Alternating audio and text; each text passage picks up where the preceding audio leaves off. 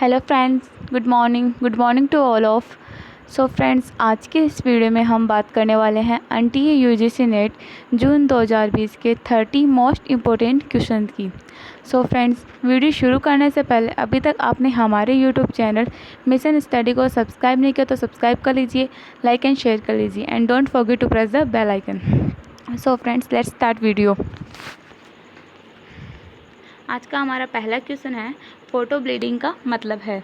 ए photo फसल, B photo placement, सी photo काटना, D photo रंग समायोजन।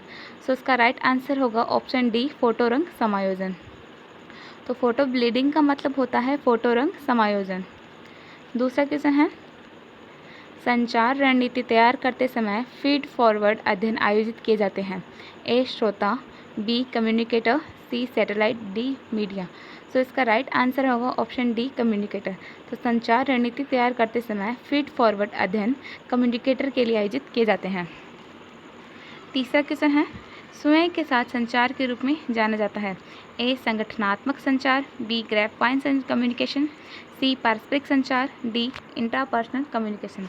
सो इसका राइट आंसर होगा ऑप्शन डी, इंटरपर्सनल कम्युनिकेशन। तो स्वयं के साथ संचार के रूप में इंटरपर्सनल कम्युनिकेशन को जाना जाता है। चौथा क्वेश्चन है, SITE साइट शब्द का अर्थ है। ए सैटेलाइट इंडियन टेलीविज़न प्रयोग, बी सैटेलाइट इंटरनेशनल टेलीविज़न प्रयोग, सी सैटेलाइट इंस्ट्रक्शनल टेलीविज़न प्रयोग, D satellite instructional teachers education. So इसका राइट आंसर होगा option C, satellite instructional television प्रयोग। S for satellite, I for instructional, T for television, E for प्रयोग। पांचवा question है, घरेलू क्षेत्र से निरपेक्ष CO2 उत्सर्जन क्या है। ए 1.5 मिमी, बी 2.5 मिमी, सी 1.75 मिमी, डी 0.75 मिमी। सो इसका राइट आंसर होगा ऑप्शन डी, 0.75 मिमी। तो घरेलू क्षेत्र से निरपेक्ष CO2 उत्सर्जन 0.75 मिमी है। छठा क्वेश्चन है, संयुक्त ताप विद्युत और परिवहन क्षेत्रों के लिए निरपेक्ष CO2 उत्सर्जन क्या है। ए 3.25 मिमी, बी 1.5 मिमी, सी 2.5 मिमी, डी 4 मिमी। सो इसका राइट आंसर होगा ऑप्शन ए, 3.25 मिमी।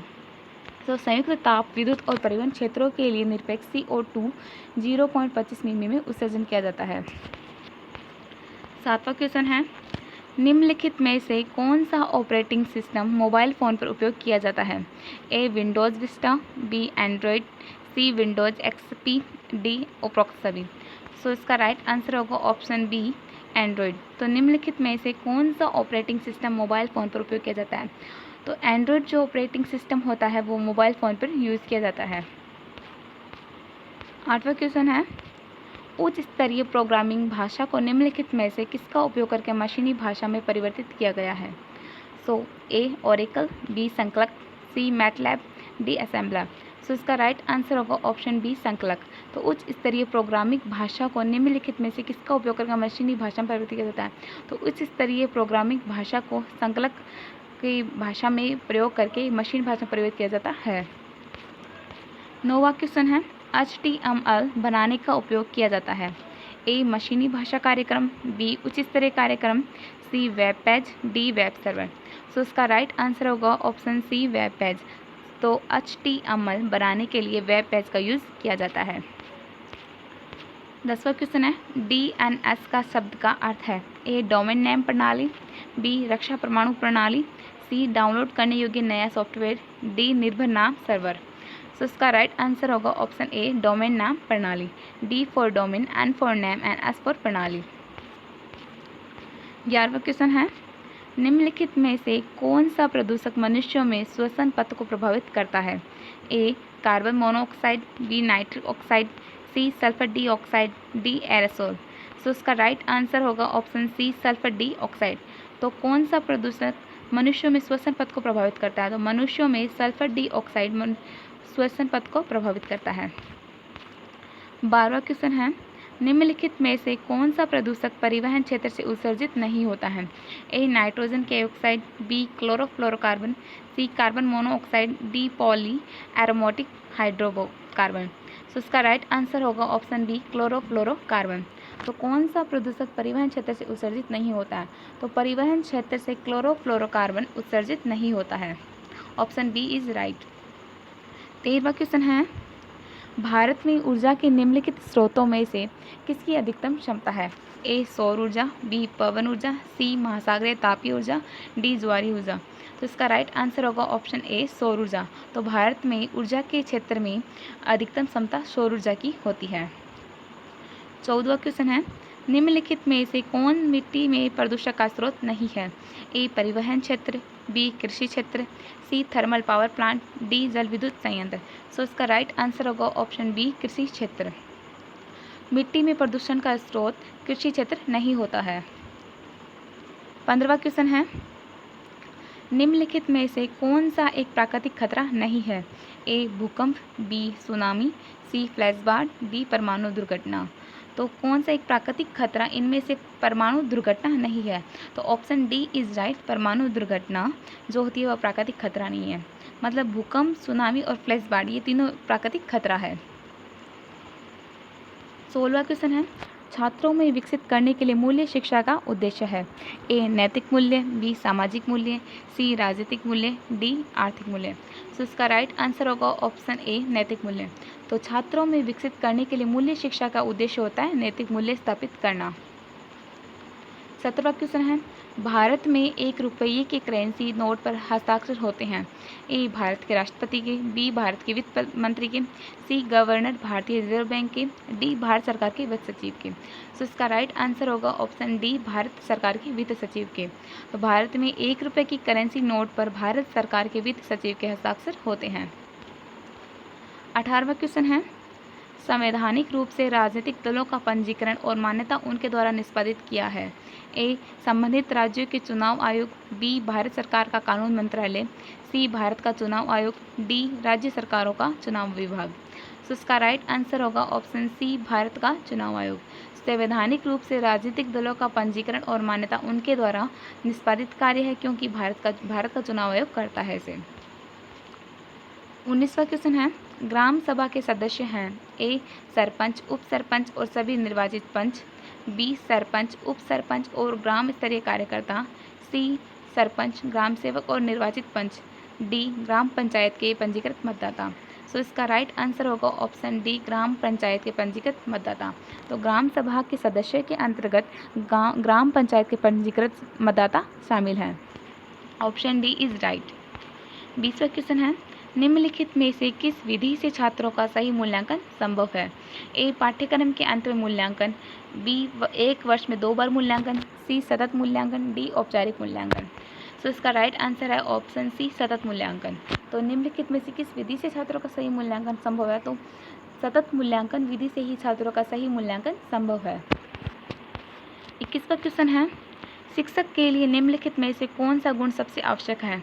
ए वह एक विद्वान व्यक्ति होना चाहिए, बी वह एक अच्छी तरह से कपड़े पहनने व्यक्ति होना चाहिए, सी उसे धैर्य रखना चाहिए, डी वह अपने विषय का विशेषज्ञ होना चाहिए।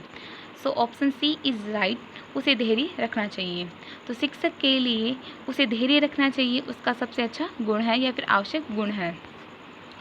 22वां क्वेश्चन है, नियंत्रित समूह स्थिति में लागू किया जाता है? ए सर्वेक्षण अनुसंधान, बी ऐतिहासिक अनुसंधान, सी प्रायोगिक अनुसंधान, डी वर्णनात्मक अनुसंधान। सो इसका राइट आंसर होगा ऑप्शन सी प्रायोगिक अनुसंधान। तो नियंत्रित समूह स्थिति में प्रायोगिक अनुसंधान लागू किया जाता है। 23वां क्वेश्चन है, वर्कशॉप के लिए है? ए व्याख्यान देना, बी कई लक्ष्य समूह, सी नए सिद्धांतों का प्रदर्शन, डी प्रशिक्षण और अनुभव। तो इसका राइट आंसर होगा ऑप्शन डी प्रशिक्षण और अनुभव। तो वर्कशॉप के लिए प्रशिक्षण अथवा अनुभव जरूरी है। 24वां क्वेश्चन है, निम्नलिखित में से कौन एक शोध उपकरण है? ए एक ग्राफ, बी चित्रण, सी प्रश्नावली, डी आरेख। तो एक शोध उपकरण होता है सी प्रश्नावली। Option C is right. 25वां क्वेश्चन है, मौखिक संचार में ब्रेकडाउन के रूप में वर्णित है? ए शॉर्ट सर्किट, बी विरोधाभास, सी असमानता, डी एंट्रोपी। तो मौखिक संचार में ब्रेकडाउन के रूप में ऑप्शन डी एंट्रोपी वर्णित है।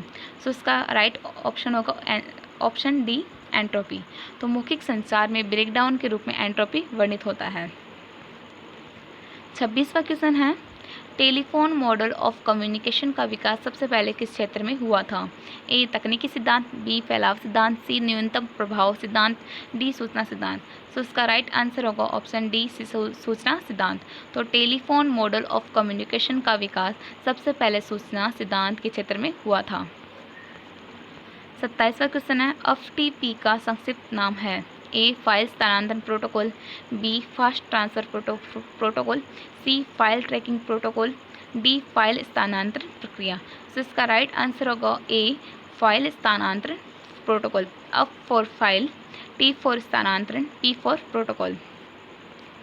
28वां क्वेश्चन है, निम्नलिखित में से कौन सा एक छवि ग्राफिक फाइल प्रारूप नहीं है? ए PNG, बी GIF, सी BMP, डी GUI। तो इसका राइट आंसर होगा ऑप्शन डी GUI। तो एक छवि या फिर ग्राफिक फाइल प्रारूप GUI नहीं है।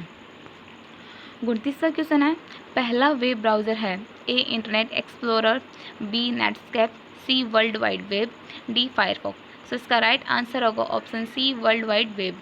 तो पहला वेब ब्राउज़र है world wide web, www। Last question है 30वां, जब कंप्यूटर बूट होता है तो BIOS को मेमोरी द्वारा लोड किया जाता है?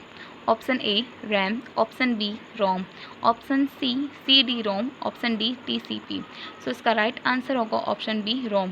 तो जब कंप्यूटर बूट होता है तो BIOS को मेमोरी द्वारा रोम से ही लोड किया जाता है। इसी के साथ आज का हमारा ये वीडियो कंप्लीट होता है। Thanks for watching.